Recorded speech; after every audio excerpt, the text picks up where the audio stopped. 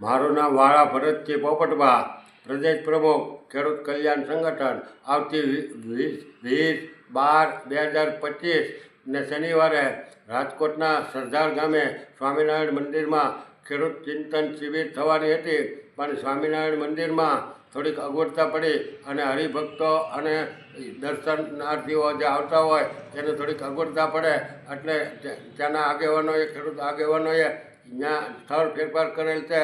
એટલે સરદારની બાજુમાં જ રંગૂન માતાજીના પટાગણમાં આ ખેડૂત ચિંતન શિબિર તારીખ 20/12/2025 અને શનિવારે બપોરે 2 વાગ્યે રાજકોટ તાલુકાના રંગૂન માતાજીના પટાગણમાં ખેડૂત ચિંતન શિબિર થવાની છે.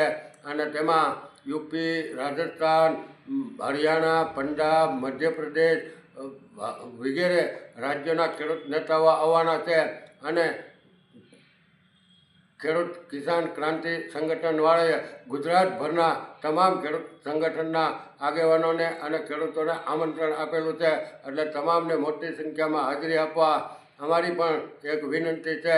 અને અત્યારે સંમેલનને સફળ બનાવવા માટે જૂનાગઢ જિલ્લાના બાદલપુર ગામના રમેશભાઈ ભીમાણી, પ્રવીણભાઈ પંડારિયા રાજકોટના અને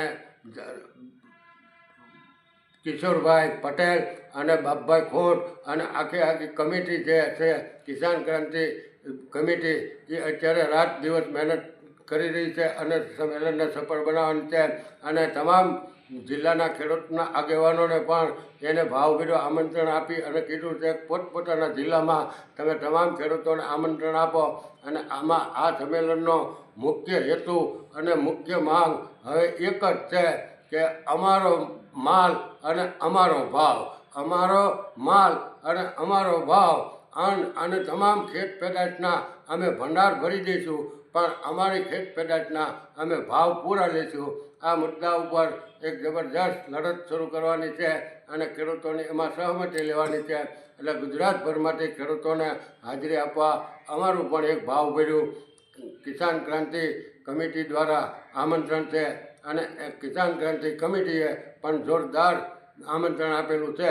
અને તમામ તજજ્ઞો અને વિદ્વાનો આમાં પક્ષાપક્ષી હવે છોડી દો, ધર્માધર્મી છોડી દો, નાત જાત છોડી દો અને ખેડૂત હિતની અને ખેડૂતના હિયની જેને લાગણી હોય એવા ધાર્મિક સંસ્થાઓના વડા હોય, સામાજિક સંગઠનના આગેવાનો હોય કે કોઈ પણને ખેડૂતનું જેના હિતમાં દિલમાં હિત સમાયેલું હોય એવા તમામ લોકોને આ સંમેલનમાં આવવા નો અમે પણ ભાવભર્યું આમંત્રણ આપીએ છીએ.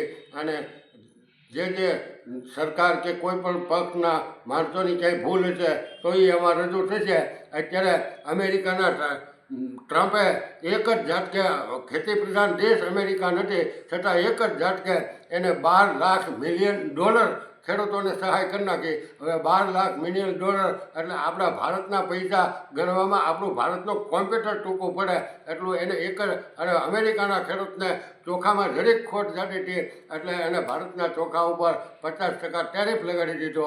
અને તમે આ 4 મહિનાથી કપા માટે બહારનો વિદેશનો મગાવો છો ને એની ડ્યુટી હતી એ નાબૂદ કરી નાખી. એટલે તમે મોટા મિલ માલિકોને માલામાલ કરવાનું આ કાવતરું છે. એવી જ રીતે તમે તેલ છે એ બહારથી વિદેશથી આયાત કરો છો, મોટા પ્રમાણમાં મગાવો છો અને કઠોળ પણ મગાવો છો.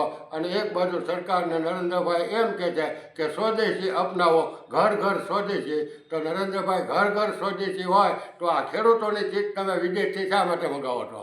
તમે ખેડૂતોને મારી નાખવા માટેનું આ કાવતરા કરો છો. એટલે એના તો પાછા ખુલ્લા પડકારો પણ થઈ છે. અને સરકાર કે તંત્રની જ્યાં જ્યાં ભૂલ છે ત્યાં એને સુધારવા માટેની કે એને સમજવા માટેની આ અમારી ચિંતન શિબિર છે. અને જો સરકાર નહીં સમજે તો પછી ખેડૂતોએ પ્રતિજ્ઞા લેશે, આવનારી ચૂંટણીમાં પાછળ જોયા જેથી થશે. જય હિન્દ, જય ભારત.